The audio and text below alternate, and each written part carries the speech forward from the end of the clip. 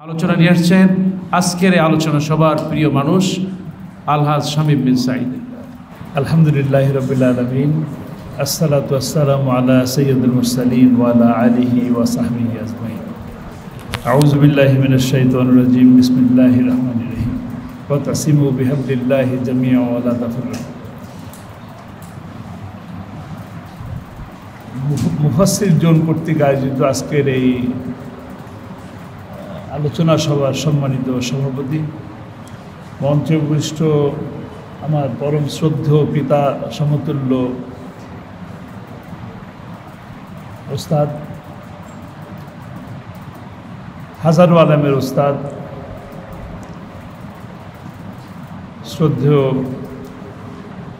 আল্লামা কামাল উদ্দিন আবদুল্লাহ জাফরি, উপস্থিত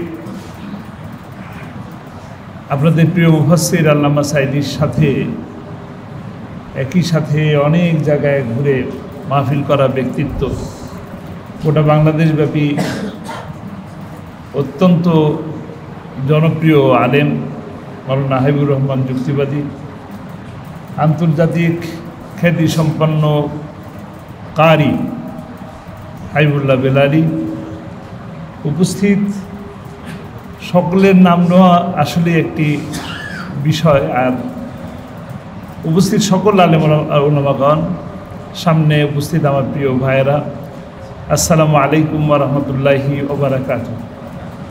এখানে আসলে আমার কথা বলার কোনো কারণ নাই, কোনো কথা বলার কোনো সুযোগও নেই।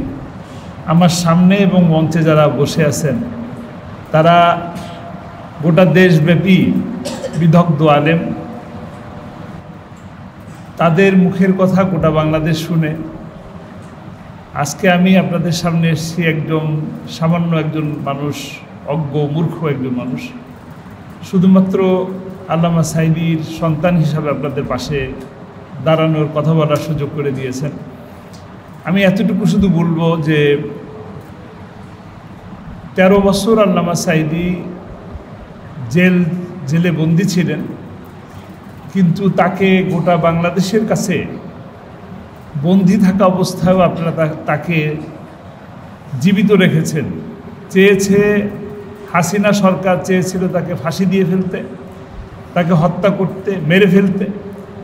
আর আমার প্রিয় এই সম্মানিত ভাই যারা আমার সামনে উপস্থিত আছেন, তারা গোটা বাংলাদেশে তাকে বিভিন্নভাবে বিভিন্ন উপায়ে কৌশলে, কোনো ক্ষেত্রে সরাসরি নাম নিয়ে, কোনো ক্ষেত্রে শুধু কোরআনের পাখি বলে তাকে গোটা বাংলাদেশের মানুষের কাছে জিন্দা রেখেছেন। আপনাদের কাছে আমি কৃতজ্ঞতা জানাই। আপনাদের এই ভালোবাসা কোরআনের জন্য। আল্লামা সাঈদীকে মানুষ ভালোবাসে, গোটা বাংলাদেশের মানুষ ভালোবাসে কোরআনের জন্য। আপনারাও ভালোবাসেন কোরআনের জন্য। আল্লামা সাঈদীর থেকে অনেক অনেক জ্ঞানী মানুষ এই বাংলাদেশ সহ গোটা বিশ্বব্যাপী আছে, কিন্তু তাকে একটু ভিন্নতরভাবে মানুষ ভালোবাসে।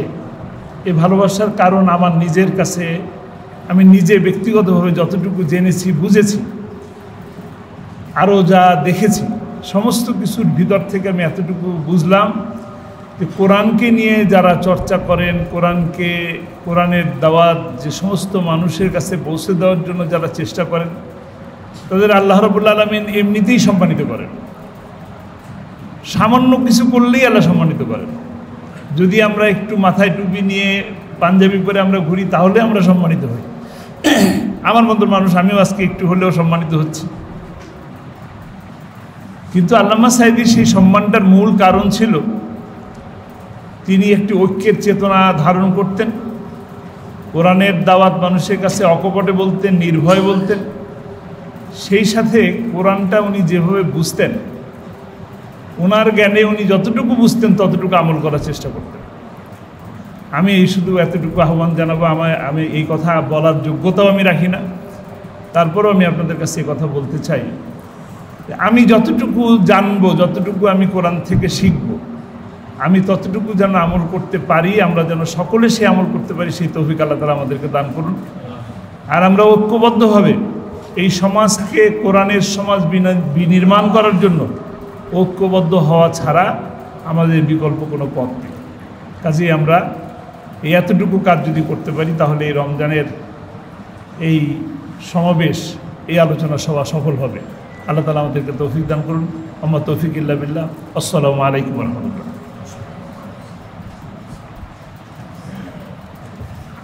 মাশাআল্লাহ, কথা বলেন আমাদের প্রিয় ভাই আলহাজ শামীম বিন সাঈদী। আমরা দোয়া করছি কোরআনের পাখি আল্লামা সাঈদী রাহেমাহুল্লাহ, তিনি ছিলেন আমাদের রাহবার, তিনি কিংবদন্তি, তিনি হচ্ছেন গোটা বিশ্ব জুড়ে সমাদৃত একটি নাম।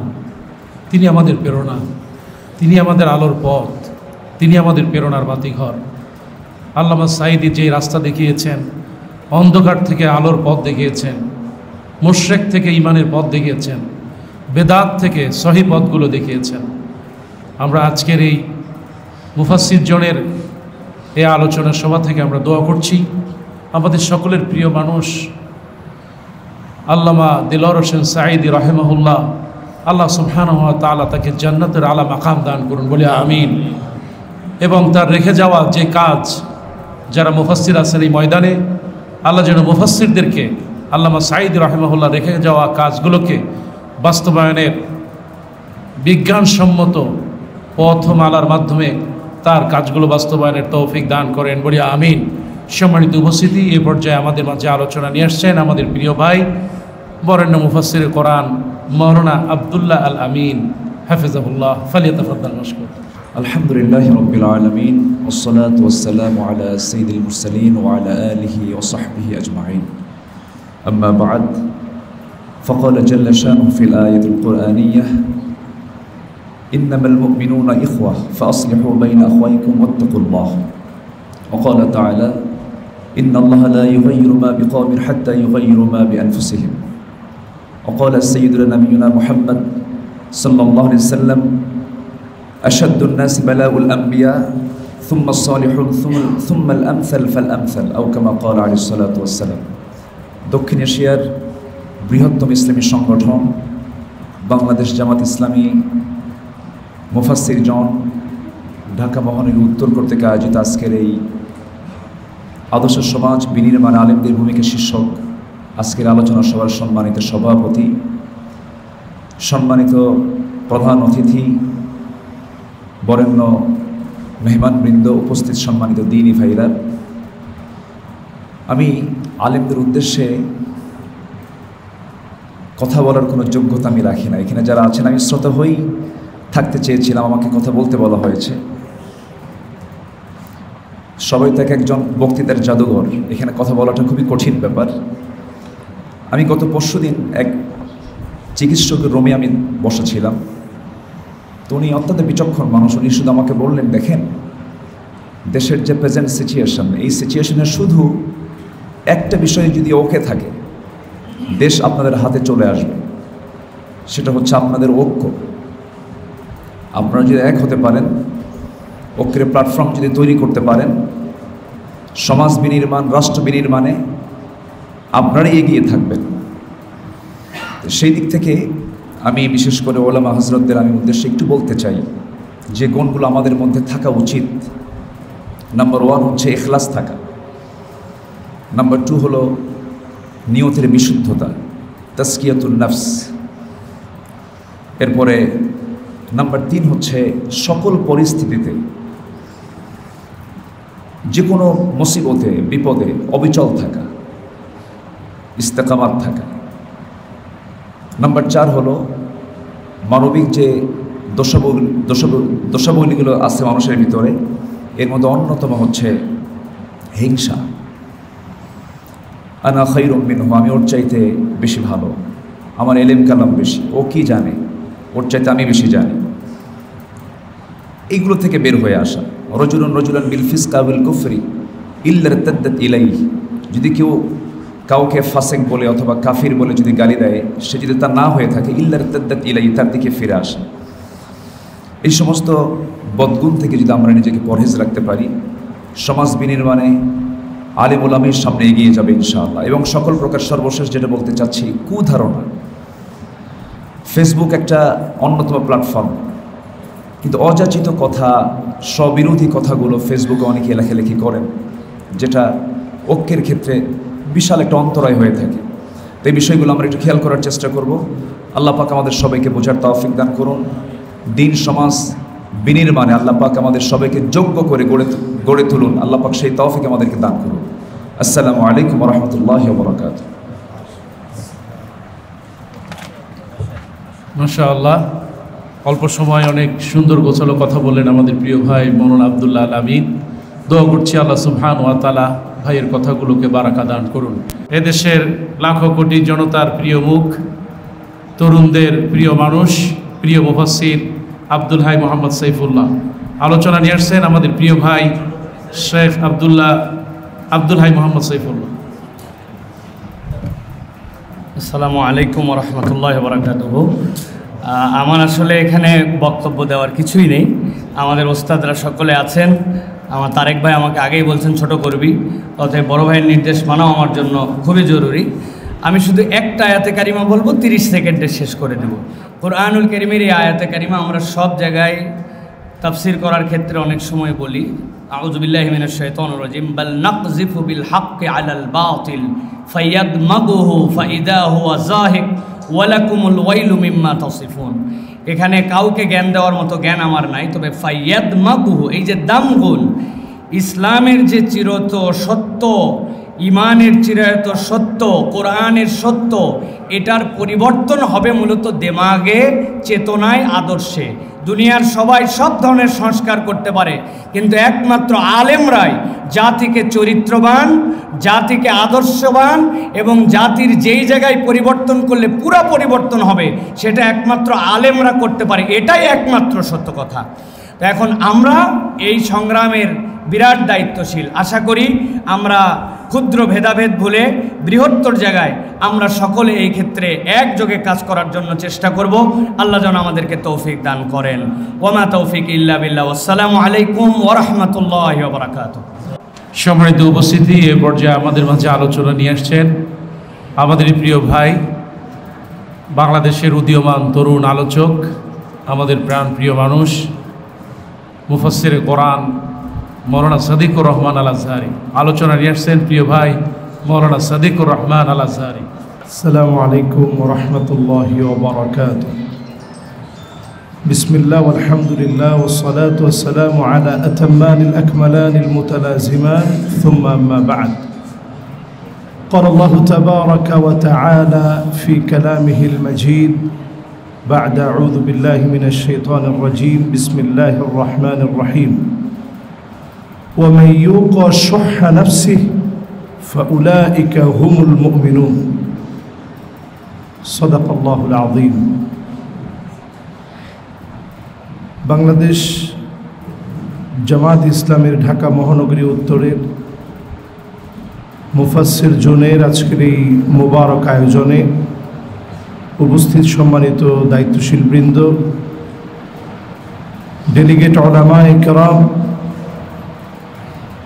উপবিষ্ট আছে আজকে সম্মানিত মেহমানবৃন্দ এবং রয়েছে আমার মিডিয়ার ভাইয়েরা। সময় যেহেতু অত্যন্ত স্বল্প, হৃদয়গুলোকে প্রসারিত করা এটা সময়ের দাবি। যতদিন পর্যন্ত আলেমদের হৃদয়গুলো প্রসারিত না হবে আমরা সফলতা অর্জন তো করতে পারবো না, বস্তুতপক্ষে আমরা মুমিনই হতে পারবো না। এবং আলেমদের মধ্যে ওই আলেম সবচেয়ে সফল হবে আলিমুন মুস্তামিলুন ইলমাহু, যে আলেম তার ইলমকে কাজে লাগাবে সেই আলেম দুনিয়া আখিরাতে সবচেয়ে সফল হবে। আমরা সবসময় আয়াতে কারিমা তেলাওয়াত করি ওয়াতাসিমু বিহাবলিল্লাহি জামিআ ওয়া লা তাফাররাকু, কিন্তু কয়জন আমরা নিজেরা অন্তত ব্যক্তিগতভাবে ফেসবুকে ঢুকলে বিতর্ক এড়িয়ে চলার চেষ্টা করি? কমেন্টসের ভিতরে গিয়ে অন্তত আমি আমার একটা কমেন্টসের কারণে বিতর্ক হবে এমন কোনো কমেন্টস করি না। আমি আমার শেয়ার অপশনে গিয়ে এমন কোনো কিছু শেয়ার করি না যেটার কারণে বিতর্ক হবে। আমি নিজে যদি এতটুকু উদারতার পরিচয় দিতে না পারি, কি করে আমি মনে করি ঐক্যবদ্ধ হওয়া সম্ভব? কোরআনুল কারীমে আল্লাহ রাব্বুল আলামিন 3টি অপশন খুবই গুরুত্বপূর্ণ বলে আমি মনে করি আল্লাহ তাআলা জানালেন, কুল হুয়াল কাদির আলা আইয়াবআস আলাইকুম আযাবাম মিন ফাওকিকুম। নবী, আযাব আসবে উপরের দিক থেকে। তো রাসূল করিম সাল্লাল্লাহু আলাইহি সাল্লাম এই আয়াতে কারিমা নাজিল হওয়ার পরে কাঁদলেন, আউযু বিওয়াজহিকা, আল্লাহ আপনার কাছে পানাহ চাই, উপরের দিক থেকে আযাব দিয়েন না। দ্বিতীয় অপশন আল্লাহ তাআলা দিলেন, আপনার উম্মত যদি উল্টাপাল্টা করে তাহলে আযাব আসবে পায়ের নিচ থেকে, ভূমিকম্প হবে, ভূমিধস হবে, টর্নেডো হবে, সাইক্লোন হবে। এরপরে আল্লাহ রাব্বুল আলামিনের হাবিব যখন আবারও আল্লাহর কাছে বললেন, আউযু বিওয়াজহিকা, আল্লাহ আপনার কাছে পানাহ চাই, এত বড় আযাবটা আল্লাহ দিয়েন না। 3 নম্বর আল্লাহ রাব্বুল আলামিন আয়াত নাযিল করলেন, আও ইয়ালবিসাকুম শিয়া ওয়া ইউযীকা বা'দুকুম বা'সা বা'দ, আযাব আসবে এমন আপনার উম্মত দলাদলি করাকে লিবাস বানায় নিবে। জামাটা যেমন গায়ের সাথে একেবারে লেগে থাকে, আমাদের দলাদলি, আমাদের মতানক্য, আমাদের মারামারি, কাটাকাটি, হানাহানি, মতবিরোধ, এগুলো সব জামার সম্মত লেগে থাকবে শরীরের মধ্যে, এমনভাবে লেগে থাকবে খুব বেশি না টানলে এটা ছুটানো যাবে না। এই জন্য আপনি নিজে সেটা আনার জন্য চেষ্টা করতে হবে। নবীজি আগের 2 অপশনের চাইতে এটাকে সহজ মনে করলেন। ভাইয়ে ভাইয়ে বেশি দিন মারামারি থাকতে পারে না। আমাদের এই বাংলাদেশে আমরা 54টা বছর নানা রকমের ইখতিলাফ নিয়ে আমরা মতবিরোধ করেছি। এখন আর অন্তত আমরা মতবিরোধে থাকতে চাই না। মতের ঊর্ধ্বে উঠে অন্তত নিজের স্বকীয়তাটা বজায় রেখে আপনি আপনার জায়গা থেকে ঠিক হন, দেখবেন দুনিয়াটা ঠিক হয়ে যাবে। ইন্না হাযাল ইনসান বুনিয়ান, এক একটা মানুষ এক একটা প্রতিষ্ঠানের মতো হতে হবে, তাহলে এই পৃথিবীতে অন্তত আমার বাংলাদেশে আমরা যে স্বপ্ন দেখি এই স্বপ্ন বাস্তবায়ন সম্ভব হবে। আল্লাহ রাব্বুল আলামিন আমাদেরকে তৌফিক দান করুক। ওয়া মা তৌফিক ইল্লা বিল্লাহ।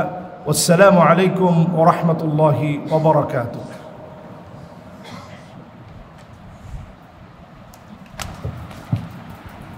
মাশাআল্লাহ, খুব অল্প সময়ে চমৎকার বক্তব্য দিলেন আমাদের প্রিয় ভাই মাওলানা সাদিকুর রহমান আল আজহারি। সম্মানিত উপস্থিতি, এ পর্যায়ে আলোচনা নিয়ে আসছেন আমাদের প্রিয় ভাই মুফাসসির জন, ঢাকা মহানগরী উত্তরের সম্মানিত সহসভাপতি, আমাদের প্রিয় মানুষ মাওলানা ফখরুদ্দিন আহমদ। ফালিয়াতাফাদ্দাল মাশকুরা। আলোচনা নিয়ে আসছেন মাওলানা ফখরুদ্দিন আহমদ।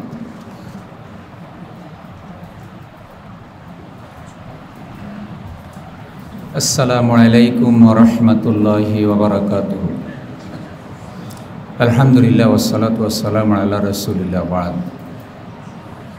মুফাসসির জোন ঢাকা মহানগরী উত্তরের উদ্যোগে আয়োজিত আজকের এই মোবারক অনুষ্ঠানের সম্মানিত সভাপতি, সম্মানিত অতিথিবৃন্দ, দাঈল আল্লাহ হযরত উলামায়ে কেরাম, আল্লাহ পাকের শুকরিয়া যে মাহে রমাদানের এই বরকতময় সময়টুকুন পৃথিবীর শ্রেষ্ঠ অনুষ্ঠান উলামায়ে কেরামের এই অনুষ্ঠান এবং ইসলামী সমাজ বিনির্মাণে উলামায়ে কেরামের যেই ভূমিকা, সে ধরনের একটি শিরোনামে আল্লাহ তাআলা আয়োজন করার তৌফিক দিয়েছেন। আলেমদের সান্নিধ্য শ্রেষ্ঠ সান্নিধ্য। ইসলামী সমাজ বিনির্মাণের জন্য আলেমদের ভূমিকা গুরুত্বপূর্ণ। আল উলামা ওয়ারাসাতুল আম্বিয়া, আলেমরা নবীদের ওয়ারিস আর ইলমের ওয়ারিস। অতএব এই ওয়ারিসদেরকে পাশ কাটিয়ে বা ওয়ারিসদেরকে উপযুক্ত স্থানে মূল্যায়ন না করে ইসলামী সমাজ বিনির্মাণ করার স্বপ্ন বাস্তবায়ন করা কঠিন। ইসলামী সমাজ কি? মানুষ বাদ দিলে সমাজের কোনো অস্তিত্ব থাকে না। মানুষকে ইসলামের বৈশিষ্ট্যমান করা, মানুষকে ইসলামের আলোকে আলোকিত করাই হলো ইসলামী সমাজ। আর মানুষের সাথে এদেশে সবচাইতে বেশি গুরুত্বপূর্ণ সম্পর্ক উলামায়ে কেরামের, যারা মসজিদের ইমাম, মাদ্রাসার উস্তাদ। মসজিদের ইমামদের তো দৈনিক 5 বার মসজিদের জামাতে আলেমদের সাথে সম্পর্ক হয়, জনতার সাথে। আর পুরো বছরব্যাপী যারা দাঈল আল্লাহ, যদি এখানে মুফাসসির বলা হয়েছে, একাডেমিকভাবে যারা মুফাসসির, সেই দিক থেকে এখানে মুফাসসির বলা হয়নি। আসলে মূলত আমরা দাঈল আল্লাহ, এই অর্থেই মুফাসসির শব্দটা এখানে প্রয়োগ করা হয়েছে। সবাই আল্লাহর পথের দায়ী, এবং এই দাঈল আল্লাহদের সাথে জনগণের ব্যাপক সম্পর্ক। কিসের কারণে? দ্বীনের কারণে। দ্বীন হলো, কোরআন হলো, দাওয়াত হলো এই সম্পর্কের সূত্রপাত। এজন্যে যারা বাংলাদেশের মানুষকে কোরআনের আলোকে জাগিয়ে তোলার কাজ করেছেন। অতীতে বড় বড় দাঁড়িলাল্লাগণ আজকে চলে গিয়েছেন। তাদের মধ্যে অন্যতম মরহুম মগফুর আল্লামা দেলওয়ার হোসেন সাঈদী রাহিমাহুল্লাহ, আল্লাহ তার কবরকে জান্নাত বানিয়ে দিন। তিনি একটি ইসলামী সমাজ বিনির্মাণের স্বপ্ন দেখতেন, যার কারণেই তার উপরে জুলুম করা হয়েছে, অত্যাচার করা হয়েছে এবং তাকে ষড়যন্ত্র করে শহীদ করে দেওয়া হয়েছে। আমরা যারা তার উত্তরসূরি, এবং শুধু তার কথাটাই বলছি না, আরও অনেক ওলামা একরাম যারা দুনিয়া থেকে এখন চলে গেছেন, আমরা তারা যাদের উত্তরসূরি, আমাদেরকে সেই বৈশিষ্ট্যমান হওয়া, আল্লাহওয়ালা হওয়া। ওস্তাদ তাকওয়ার উপরে আলোচনা করেছেন, তাকওয়ার মূল দাবি আল্লাহওয়ালা হওয়া। আমরা যারা কোরআন নিয়ে কাজ করি, কোরআন প্রচারের কাজ করি, কোরআনের বৈশিষ্ট্যমান হওয়া, কোরআনের আলোকে একজন দাঁড়িলাল্লাহ আলোকিত হওয়া। শুধু বক্তৃতা দিলেই সমাজ হয়ে যায় না, সেই বক্তৃতার আলোকে আমরা নিজেরাও যেন নিজেদেরকে আলোকিত করতে পারি। কোরআন নাজিলের মাসে রাসূল সাল্লাল্লাহু আলাইহি সাল্লাম বলেছেন, কোরআন এবং সিয়াম সুপারিশ করবে। আমি সহই বলছি, আমাদের আচরণ, কথা, আমল যেন এমন হয়, কোরআন যেন আমাদের পক্ষে সুপারিশ করেন।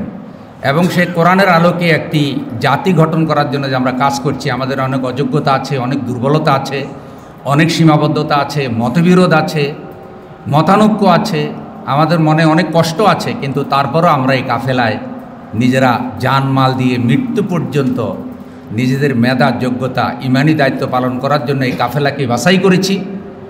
সকল কষ্ট, বেদনা, ঘাত প্রতিঘাতের মধ্যেও এখানে থেকেই দিনের আলোকে বাংলাদেশকে আলোকিত করার এই কাফেলাকে আমাদের এগিয়ে নিতে হবে। আর তার মূল চালিকা শক্তি হিসাবে দাঁড়িলাল্লাহ যারা বক্তা ওলামা একরাম আছেন, তারাই কাজ করবেন।